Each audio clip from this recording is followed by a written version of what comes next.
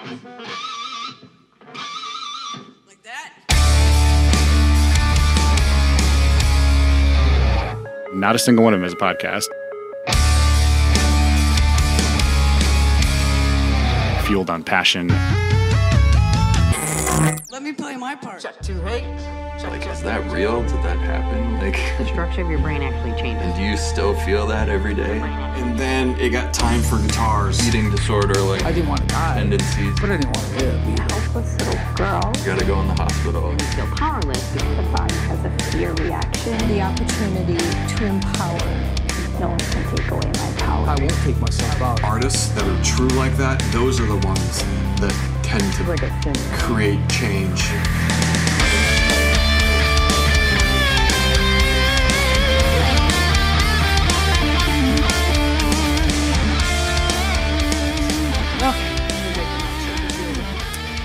Awesome. I'm interviewing a podcaster Yeah, today. hey, this is weird, but I'm digging it so far. How do you like the dark side, Ryan? It's like I said, it's a little weird, but I'm getting used to it. I've actually done this a few times now, and it gets a little easier every time. I always know I'm doing a good job when my guests say I feel a little weird. I'm like, all right, good. Good starting we point. grow at the edges, as they say, right? Getting out of the comfort zone is a good thing. So Grow at the stepping out edges. every now and then. So. There's my teaser. Yeah, there you go. That was quick. All right, so let's I'm tell a the professional. What can I say? You know what I mean? let's It's tell that the good I people guess, at right? home what it is you do and why I'm so excited to have you on this program. Yes. So, all right. So, my name is Ryan, Ryan Garza, and I am a podcaster. Like Teresa alluded to, I am a professional podcaster. I own my own business, Ryan Garza Podcasting. I have actually interviewed Teresa in the past. It wasn't this last year. It was the year before. It was way back in the day, 2017. Yeah, 2017-ish. Probably my first podcast interview, I think, maybe. Oh, wow. Yeah, that's right. don't So remember. we had a friend in common who introduced us and kind of told me about the work that Teresa was doing. And I thought, oh, my gosh, like we have to make this interview happen. So yeah, we met. We had a great interview and we've stayed in contact here and there a little bit ever since. So what I do is I have basically two parts of my business. So the one side is a business-to-business business. That's sounds a little funny to say too, but it's basically I do full service on location podcasting for businesses, generally like small to medium sized businesses. Then the other side of what I do is I do the same thing for nonprofit organizations, and that's actually how we met. So I was doing the podcast for Twin Cities Pride, which I've done for the last this is going to be my 5th year now. And at the festival, I wandered around. I talked to folks at the festival, interview a lot of the leaders of the community. And I actually interviewed Teresa right at the Kelly Nicole Foundation booth. Yeah. And that's kind of how this all started. And maybe Teresa can kind of take it from there. Yeah, so the nonprofit podcast that you do is all I know of you, unless you aside from what you just told me. So it's called Nonpod, right? And Yeah. what's the website so people can start listening to your episodes? Yeah, so believe it or not, it's nonpod.com. So I got the Imagine that. domain. I also got nonpod.org, which it was a few years ago, but even a few years ago, it was really hard to get those short little domain names. And I was Yeah. like, no way, I couldn't believe Anything it. I got without it. a million numbers at the end. It was like $8 and I got it, I was like, that's the kind of thing you would normally pay for. Don't so. let it lapse, Ryan. Pay Yes, I attention. actually, so people like, yeah, exactly. No, I'm on that, believe me. Yeah. So people also like the short links now too, right? So a lot of times when you're sharing, this is, something a lot of content creators, when you're sharing content out, people like those short links, right? They don't like, Amazon.files/something something bunch of numbers /something something user / whatever, right? So I got that. .biz. That's some shady it's really shit hard. right there. Yeah, it's really hard to throw that in someone's Facebook Messenger and for them to not be like, what? Yeah, so Are you a Nigerian prince? What's going on something. here? So I got the short domain version of that. So actually, npod.co is like the short version of nonpod.com. Oh, so I've never used that. yeah, so I actually use that. So I don't advertise that one, except for right now, I guess. But I use that one because it makes the link even, it's like, I don't know, a third shorter or something, and then episode title. It makes it really easy for me to share things out. Yeah. So That's cool. So Nonpod stands for Nonprofit Podcast. yes. So you hang out with nonprofit leaders. I think we met through the Center for Victims of Torture. didn't Yeah, we? yeah. The Kelly Nicole Foundation made their first ever donation to the Center for Victims of Torture in St. Paul, Minnesota. They do amazing work, as you well know, and we were very honored to be a part of that for that moment in time. And I gotta find some of them to be on the show. I think they get so many requests. They'll be like, get in line. Yeah, they do a lot of really great work. They're so. amazing. They go to like, the most dismal places on earth. I'm betting they're in Syria right now, and they give mental health resources to the people who often have very little access to that kind of thing and who need it the most. Exactly. So exactly. absolutely. So very cool. So we met through them, and then I found out that you hang out with nonprofit leaders all day. I was like, when I started this podcast up, I started thinking about you again and saying, man, I bet he knows some. I can't imagine being in his brain for a minute and everything he's learned, all the cool people he's talked to, because it is a different kind of person that does that for a living. Yeah, true story. And you know what? In all honesty, I started from zero. So like the whole non-pod sort of project kind of started as, honestly, like it was almost an afterthought. It was almost like it was supposed to be like a temporary thing that I did for a while I was like building up the more businessy side of my business. And what anybody who will tell you, who's ever worked with nonprofits is that, you tip your dough in the water. You tip your toe, you dip your toe. Boy, it's still early. Tip your dough. Tip your dough, yeah. And your bartender. But yeah, so you dip your toe in the water, and then that's how they got you, right? So before you know it, you're neck deep in like an amazing, community of amazing people doing just incredible work, oftentimes just like fueled on passion and love for what they do, and on like very little budget and their spare time, taking, using their PTO, to go and, work for free out of passion, to help to make a difference in their little corner of the, you know what I mean? So, and I was like oblivious to all this. I mean, I've done my, Habitat for Humanity, and like, I've gone to the, homeless shelter, soup kitchen, whatever, like on the weekends here and there through different, church organizations and group projects, whatever. But like, I never like been in it as deeply as, as I started to at that time. And so one project led to another. I actually started working with a domestic abuse project at about the same time I started working for Twin Cities Pride. And that was actually where I met Anna Zaros, who is now at Victim Center. CVT. Yep, CVT. And she's just an amazing person anyway. A little shout out to Anna. So we actually started the podcast. And it was funny because like when I started this whole non-pod thing, like I wasn't even really sure kind of like what the format would be or kind of how it would work. I was like, okay, well, there's great organizations doing all this great work. Not a single one of them is a podcast, and I was looking around, the landscape of, all these awesome nonprofits doing great work. This was, 6 years ago or so. And I was like, well, I mean, I think, I think that I have some skills, abilities that they could use. I could help them, promote, their vision and their mission, and help them promote their work. So I was like, yeah. So I started doing that, and one project led to another, and before I know it, I've got hundreds of episodes talking to all kinds of amazing people from all over the Minneapolis and Twin Cities and Minnesota and beyond. Do you travel at nonprofit all? Community. Yeah, I just started traveling a little bit.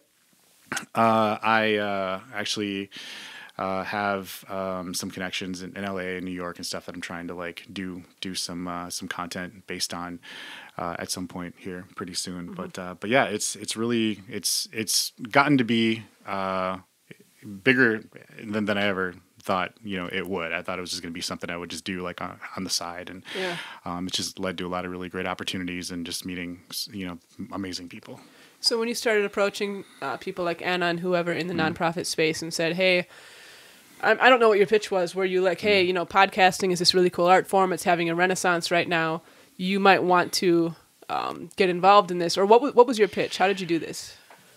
Yeah, so it was a little of that actually, and really like the format of the Domestic Abuse Project podcast really kind of came from Anna. Well, I mean, it was a collaborative thing, I guess, just like making music, right? It was some people bring some of the pieces, and other people bring some of the pieces, and before you know it, you've got this like amazing, beautiful thing. So, but yeah, it was like, okay, well, I have this skill that like what can you use that for? And what I realized is that like just like every business, every nonprofit is unique, and they do their work in different ways, and their messaging all goes out in different ways. Some people, some organizations have a lot of events, like they're fundraisers and galas and lunches and meet and greets and whatever.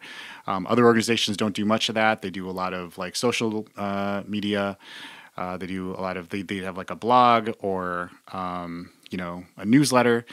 And so really kind of what I discovered over the years is basically like figuring out how each organization that I've worked with does their messaging, and then just sort of absorbing that messaging and sort of just adapting it into an audio podcast format. And so with Domestic Abuse Project, a lot of their work that they do is curriculum based. So quick hot take on Domestic Abuse Project. Yeah, please. So I'm really interested in them. So they're one of the only organizations around, maybe even one of the only organizations in the country, that their whole jam is that they serve the entire family. So there are a lot of organizations doing a lot of fantastic work in the country, serving victims of domestic abuse. And they don't even like to use the word victim, but the people who have had abuse perpetrated upon them. And children and that kind of thing. So DAP is different because they actually serve the whole family. They treat the whole family. So they've been around for, I think this is like their 40th year now that they've been doing what they do. They actually have a lot of curriculum tailored towards people who have used abuse. So oftentimes it's the man in the relationship. However, over the last number of years, they've also really started to talk about how abuse isn't necessarily like it's not a heteronormative thing where it's like it's only affects this group of people with this identity. So, in fact, I was really honored to do an episode, a crossover episode between Twin Cities Pride and the Domestic Abuse Project a couple years ago, where we talked about domestic violence in the LGBTQ plus community. Yeah. And so they have programs directed at, like, oftentimes it's women or people who have had violence, or not even just like violence. It's like a black eye or a bloody lip. It's there are all kinds of abuse. They talk about that, and they have children's programs, and they have programs for the men and or the people who've used abuse. And so what we realized right away is like, wow, there's all this great curriculum that like pretty much the only way people get, to hear it is if they're like in a program, right? If they're in a program here. It's not like they're going to put up a giant billboard, right? Yeah. And of course, their resources are limited, and they need to use their resources, in the way. And so and what I realized, again, this is me like coming from like nonprofit world, like just, literally like Dorothy landing in Oz and just being like, well, wow, like just having my eyes open and just like, wow, there's so many amazing people doing so much awesome work. And what I realized is that, and this actually is right at the core of kind of what I do. Like overall, like with whether it's a business or whether it's a nonprofit or individual, a consultant, whatever project I'm working on, is that they're taking this time and DAP, for example, like they have some of the greatest minds. They're people that that just research this stuff like all day and have so much experience and so much love and passion and talent for what they do. As they spend all this time like crafting this incredible content. At the end of the day, it's basically just content and curriculum. And I'm like, no one like ever gets to see this, except for the people who So what we figured out right away is, okay, well, we want to share this curriculum with people, and DAP is all about prevention, right? They're all about like preventing, abusive episodes and situations before they happen. I'm like, well, wouldn't it be great to share some of this out with the community? I'm not kidding. Also, another thing I love to do with nonprofits is I like to focus on what I call like the superheroes or the unsung heroes, the people working like long hours, underpaid, whatever, the whole thing, who in most cases could be making a lot more money, like doing because you something have to else. be driven, intelligent, self-starter, all these corporate buzzwords. You have to be all that to be impactful in a mission-driven organization. There's just no big paycheck at the end of it. I'm trying to do both. I've got my day job and then I do this when I can. But there's always that thing, man, how much further would the foundation be by now if this was all you did? Yeah. It's Exactly. really tough. Yeah. Yeah, and so and to me, like I'm standing back, just getting into this world, like I'm standing back, like in awe of these people. I'm like, how, like, do you do it? And, I mean, I'm sure you sleep occasionally, but I'm not sure when that would be, probably, But so I also use it as a means, as a platform to shine a light, on these people who, most of the time don't get much recognition for what they do, for grinding away in the shadows there, doing, all the work that they do, and so, yeah, it was a matter of coming up with, okay, well, we want some of the episodes to be curriculum based. We want some of the episodes to, focus on some of the amazing people in the community. They're doing this great work.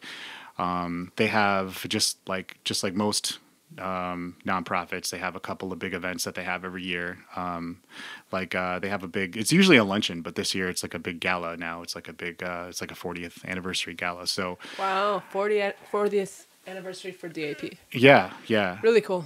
And so I cover like those sort of like live events, where it's sort of a coming together like of all of their sort of like supporters in their community. And what's really fun is I get to go around and call it like red carpet style. So you've seen me, just basically how I am at the festival. Yeah, yep. So people say I'm like a Ghostbuster or something with my backpack and the headphones, the whole thing. You got such a good rig. We're gonna talk about that before you leave. Yeah. Don't let me forget to ask you about your field rig, because absolutely.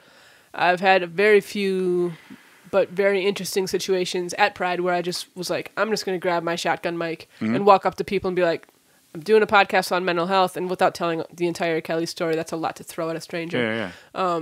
Does anyone have anything to say? And it was all yeses. That's a good idea, yeah. Yeah, people are ready to talk about this stuff, They really are. But I'm fumbling around, like my hands are both full. Meanwhile, you've got like this flak jacket, like, fuck you, let me check my gain. I'm good, bitch.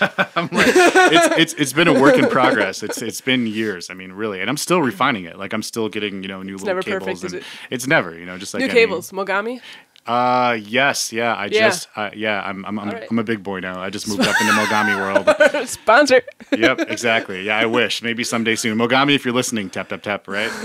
Arigato. Yeah. So, yep, yeah. 3-foot cable. 3-foot cable.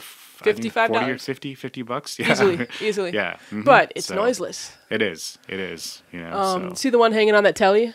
Oh, all right. That was the day Cal taught me about Mogami cables, and I saw the price. I was like, "What are you doing to me?" She goes, "Okay, get the what the hell was it? Get the other one then. Go ahead." And she had this look on her face, like, "Oh, my girlfriend doesn't get it." And I was like, "Okay, I'll buy this Japanese cable. What is this?" And she was like, "If I had an unlimited budget right now and I could redo the studio, it would just be all cables." Yeah, exactly. Well, what's so funny, like people don't realize is Mogami. Mogami. That's what I meant to say. Hashtag Mogami, sponsored by, maybe not.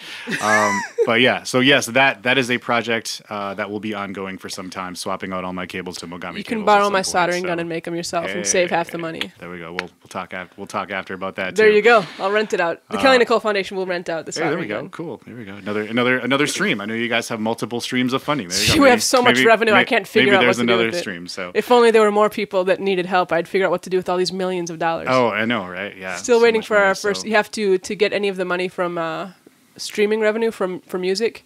You have to wait for it. You have to eclipse $50. Yeah, still waiting. Oh wow. Okay. Well, they don't send out checks for $35. Slowly but surely. Well, hopefully the podcast will help. Hate becoming iTunes, Spotify. All right. Yes. DAP, can you talk at all about Domestic Abuse Project's curriculum? Yeah.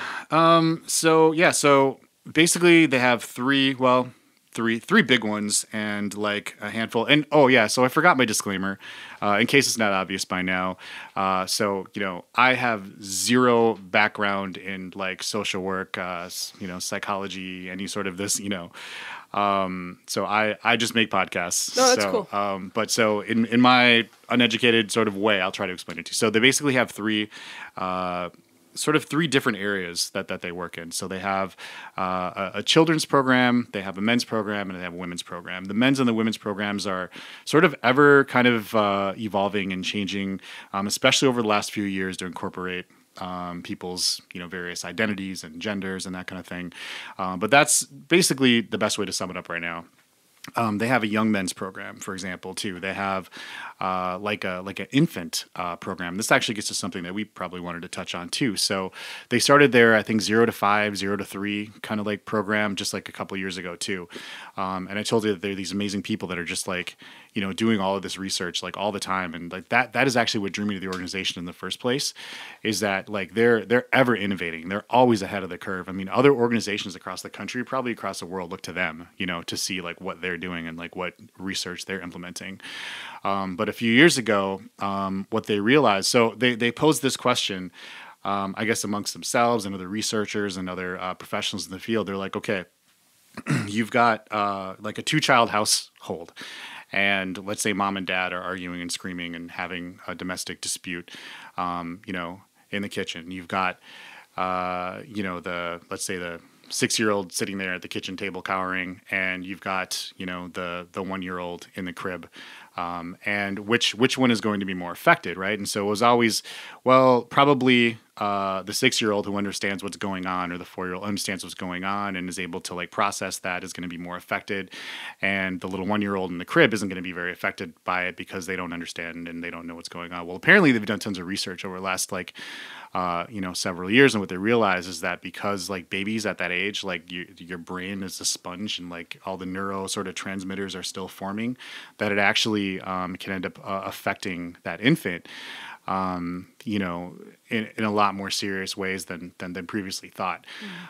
So that was sort of the impetus to them starting this like 0 to 3, whatever, infant basically program, like a few years ago. So that's the kind of thing, like they're always innovating and they're always like, you know, embracing it. And I'm like a techie, geeky, futuristic sort of sci-fi kind of guy. Yeah. So like, I love that they're just, you know, always, and they're usually like ahead of the curve. Like even 40 years ago, for example, we just mentioned 40 years ago.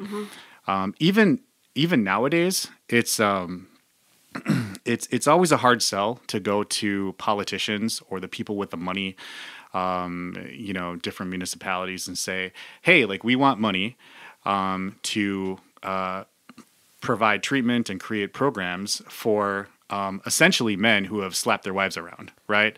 And it's always, you know, that's a tough sell. Yeah, and you know, that's and I'm only like characterizing it that way because, you know, that's how I feel. Probably like a lot of times the people who have the money, like here, even though that's not the case, you know, they never, of course, address people who have used abuse like that way. But I think no matter how you address them, like whether you phrase it as like, you know, we're creating programs for people who have used abuse against their intimate partner, a lot of times I think what those people hear, what those people, you know, with the purse strings, you know, hear is like for no good low life men who have slapped around their families, right? Yeah.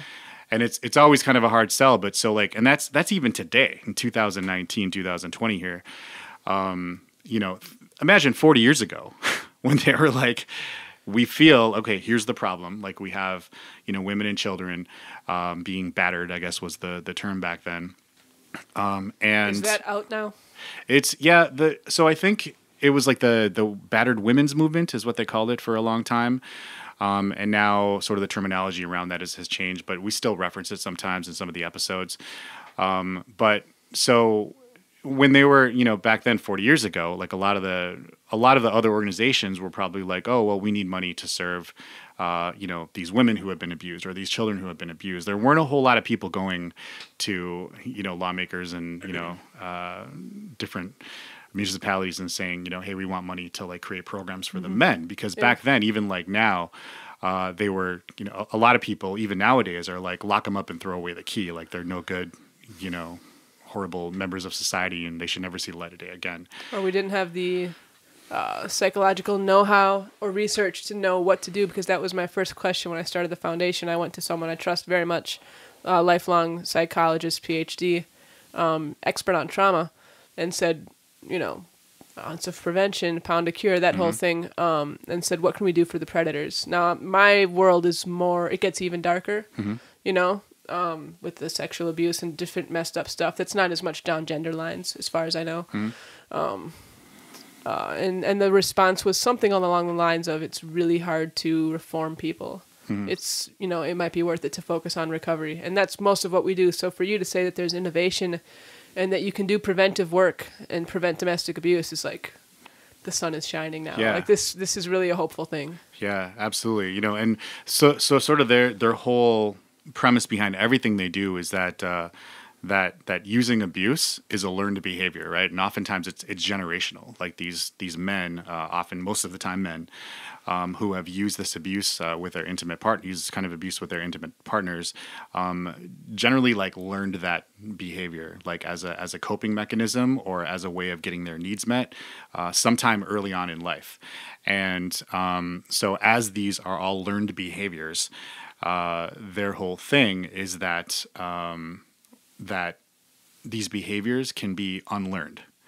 And so that's what all of their programming and what all of their curriculum is built around is basically doing a lot of that therapy and sort of reparative work to figure out how best to help these people sort of unlearn that behavior, and not just unlearn the behavior, but put in place of those behaviors like better coping skills and better ways of managing your emotions and really like healing the entire family. And actually something Anna said, to get back to, to our mutual friend Anna Zaros, said, I think like in our first episode, I always like to talk to the individuals that I'm working with, even if they're there, talking about the organization, if they're, sort of going down sort of the, the outline format of kind of all the points that they want to hit about the organization, whatever.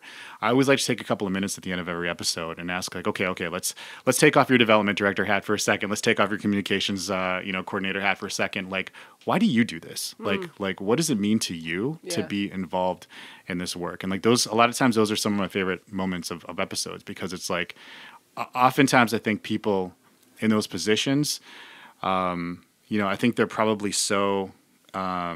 they're so busy with like the day to day, and because nonprofits are very often like, shoestring sort of by the, like where are we going to get the money, and sort of like getting to the next function or getting to the next fundraiser, getting that next grant is sort of like such a grind kind of thing. For sure. That I think not only do those people who do that kind of work like probably like very rarely like sit and think about themselves, Yeah. but I don't think I don't think they get asked. They don't get asked very often. Yeah, it's about the mission. Oh, you did this and this and this for these people and this organization, and then they kind of become invisible, right? Yeah. And when they do, because they're so passionate, because they love what they do so much, and because they love their organization and the work they do so much, anytime they do have an opportunity, they're going to use that opportunity to talk about the mission. Yeah, right? Not to self-aggrandize and stuff like that. Yeah, exactly. And that's and I always joke that's how they know they have the right person in the role. Yeah, for sure. Get the music behind the mission. Hate Becoming by Kelly Nicole on iTunes and Spotify. If you guys haven't checked out the merch table, join the movement. Buy the album. Get your Kelly Nicole band merch and donate what you can at kellynicolefoundation.org. Courage is from Amplified!